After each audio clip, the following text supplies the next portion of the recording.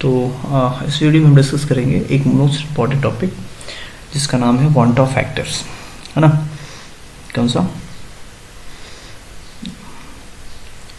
Want of factor बहुत ज़्यादा रहती है। 1 मिनट, जस्ट 1 मिनट। चलो ठीक है, तो टॉपिक है हमारा वांट ऑफ फैक्टर, है ना। वांट ऑफ फैक्टर ये हमारा टॉपिक है। तो इसमें एक चीज़ पहले बेसिक में समझते हैं कि एक्चुअल में ये बात किस चीज़ की करना है, क्या टॉपिक था, एक्चुअली किस पर बेस है। देखो, हमने एक चीज़ पढ़ी है कॉलिगेटिव प्रॉपर्टी, है ना। तो कॉलिगेटिव प्रॉपर्टी में क्या पढ़ा है कि एक non volatile solute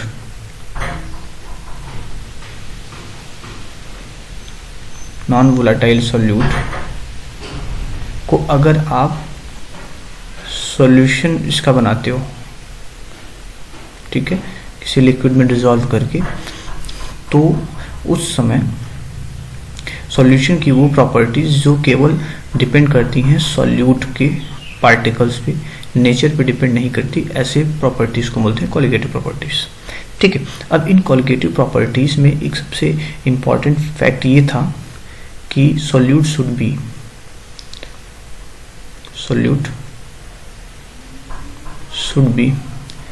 non electrolyte. Non electrolyte का मतलब क्या है? नॉन इलेक्ट्रोलाइट का मतलब ये है कि आयोनाइजेशन, या एक वर्ड यूज करें डिसोसिएशन या फिर एसोसिएशन नहीं होना चाहिए, ठीक है। सॉल्यूट में एसोसिएशन डिसोसिएशन नहीं होना चाहिए। फॉर एग्जांपल मैं किसकी बात कर रहा हूँ, सपोज हमने NaCl लिया, तो NaCl को डिसॉल्व किया वाटर में तो Na+ बना और Cl- बना, ये नहीं होना चाहिए, ठीक है। तो NaCl से डिसोसिएट हो जाता है, ऐसा नहीं होना चाहिए, ऐसा सॉल्यूट नहीं होना चाहिए। तब तो कॉलिगेटिव प्रॉपर्टी में डिस्कस करें, नॉर्मल कॉलिगेटिव प्रॉपर्टी में। उसी तरीके से अगर हमने एसिटिक एसिड लिया, सपोज CH3COO नेगेटिव, CH3 इस इज नॉट नेगेटिव, है ना। तो अगर ऐसा लिया तो ये भी, अगर मान लो आप इसको आपने H2O में डिसॉल्व किया तो तब तो ये डिसोसिएट हो जाएगा, CH3COO negative plus H positive. लेकिन अगर इन केस इसी को, सेम चीज को आपने बेंजीन में ले लिया, ठीक है, बेंजीन में लिया, तो ये एसोसिएट हो जाएगा, दो आपस में डाइमर का फॉर्मेशन कर लें। तो इसको ऐसा नहीं होना चाहिए। अगर ऐसा हो रहा है तब नॉर्मल कॉलिगेटिव प्रॉपर्टीज नहीं कहलाएगी, है ना।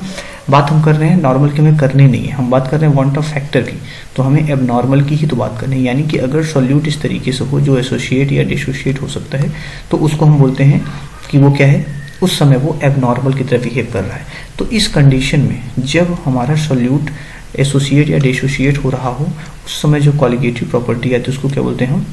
एबनॉर्मल कॉलिगेटिव प्रॉपर्टी कहती है, एबनॉर्मल कॉलिगेटिव प्रॉपर्टी, ठीक है, एबनॉर्मल। अब यहाँ ध्यान समझो, हम जब नॉर्मल के लिए लिखते हैं तो क्या लिखते हैं? एक कॉलिगेटिव प्रॉपर्टी थी जिसको लिखते थे delta P/P0 is equal to XB, ये हमारा था relative lowering in vapour pressure. दूसरा था हमारा कि delta TB elevation in boiling point is equal to KB into molality. तीसरी थी हमारी डेल्टा TF यानी diffusion in freezing point, KF into molality. और एक था pi is equal to CRT या SRT, है ना। ये थी, ये चार थी। ये तो तब उस कंडीशन में है जब हमारा सॉल्यूट ना तो एसोसिएट होता है ना तो डिसोसिएट होता है, मतलब नॉर्मल कॉलिगेटिव प्रॉपर्टी थी। लेकिन जिस समय डिसोसिएशन एसोसिएशन होने लगता है, एबनॉर्मल हो जाता है, तो हमें यहाँ पे एक और टर्म इंसर्ट करना पड़ता है, दैट इज आई मीन्स क्या कि एसोसिएशन और डिसोसिएशन की मेजरमेंट को ही हम वांट ऑफ फैक्टर या आई बोलते हैं। एसोसिएशन या डिसोसिएशन की मेजरमेंट है, उसकी कितनी है, कितना एसोसिएशन कितना डिसोसिएशन हुआ, वो चीज़ हम मेजर करते हैं, ठीक है। तो आई मीन्स क्या? आई का मतलब है कि पार्टिकल्स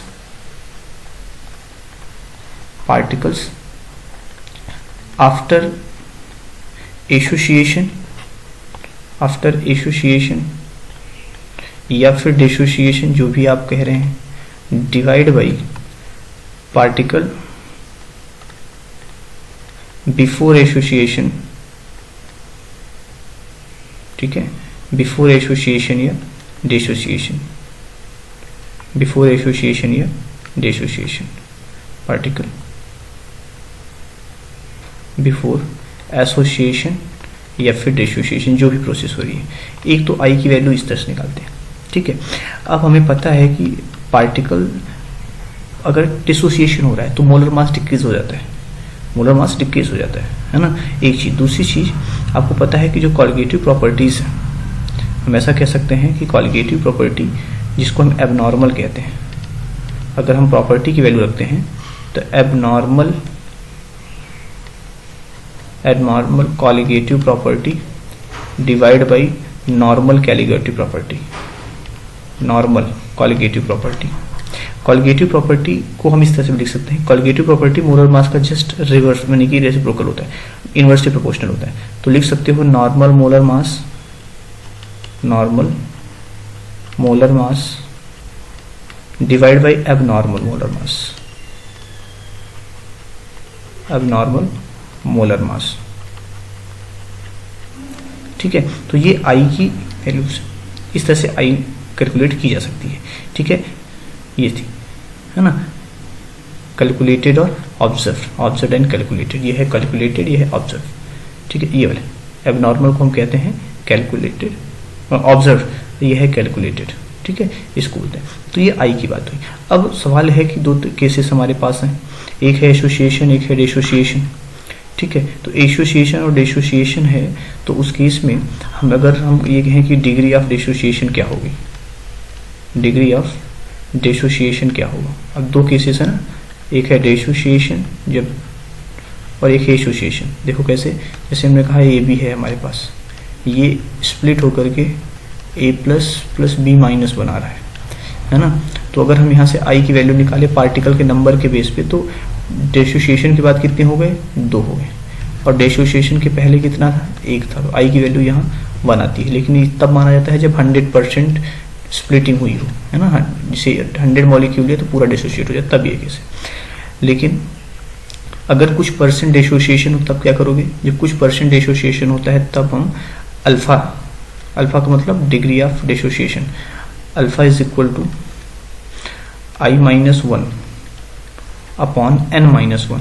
अब ये जो n है वो क्या है, n का मतलब आफ्टर डिसोसिएशन कितने पार्टिकल हुए, ठीक है। जैसे इसमें क्या लिखेंगे, 2 लिखेंगे, 2 है, 2 माइनस 1, है ना।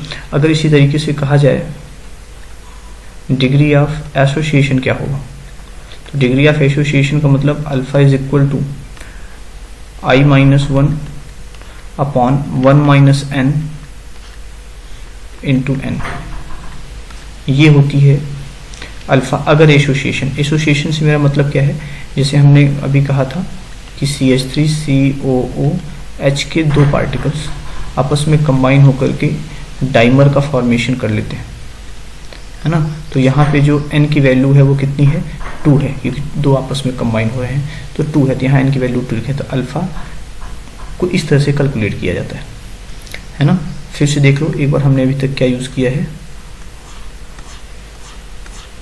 हमने ये देखा है वांट ऑफ फैक्टर है क्या चीज, है ना, किसके लिए यूज होता है, जब हमारा पार्टिकल कैसा हो, जब एसोसिएशन या डिसोसिएशन हो रहा हो, मतलब नॉर्मल ना हो, है ना, एसोसिएशन या डिसोसिएशन हो रहा हो, उस कंडीशन में हम आई इंसर्ट करते हैं, ठीक है। और ये चीज रही, ठीक, आई पार्टिकल के बेस पे देखोगे तो ना, पार्टिकल आफ्टर एसोसिएशन या फिर डिसोसिएशन डिवाइड बाई पहले कितने थे। कॉलिगेटिव प्रॉपर्टी के बेस पे देखोगे तो एबनॉर्मल कितनी हुई, यानी टूटने या आपस में कंबाइन होने के बाद प्रॉपर्टी कितनी है, डिवाइड बाई अगर न होता तो कैसा होता, है ना। अगर मोलर मास के टर्म में देखोगे तो नॉर्मल और एबनॉर्मल, मतलब before dissociation after dissociation. Molar mass में उल्टा होता है, क्योंकि कॉलिगेटिव प्रॉपर्टी का रेसिप्रोकल होता है ना, इनवर्सली प्रोपोर्शनल होता है। हम नॉर्मल कंडीशन में आई का यूज नहीं करते, लेकिन जब हमारा सोल्यूट या तो एसोसिएट हो रहा हो या तो डिसोसिएट हो रहा हो, तो उस कंडीशन में आई इंसर्ट करना पड़ता है। और आई कैलकुलेट करने का सिंपल सा फॉर्मूला हमने आपको बता ही दिया है। हाँ, कितने परसेंट डिसोसिएशन हुआ, अगर 100% डिसोसिएशन हुआ या डिसोसिएशन का परसेंट के बारे में बात नहीं करी उसने, तो सिंपल से आई इज इक्वल टू लिखते हैं कि आफ्टर डिसोसिएशन कितने पार्टिकल्स हैं डिवाइड बाई उसके पहले कितने पार्टिकल्स हैं, आई इज हो जाता है। लेकिन अगर परसेंट अल्फा दिया हो, डिग्री ऑफ डिसोसिएशन जिसको बोलते हैं या फिर डिग्री ऑफ एसोसिएशन जिसको बोलते हैं, तो वहाँ पे हम फिर इस तरीके से अल्फा दिया है तो आई का कैलकुलेशन कर लेंगे, या तो आई दिया है तो अल्फा का कैलकुलेशन कर लेंगे, है ना। इसी का यूज़ हमें करना होता है, ठीक।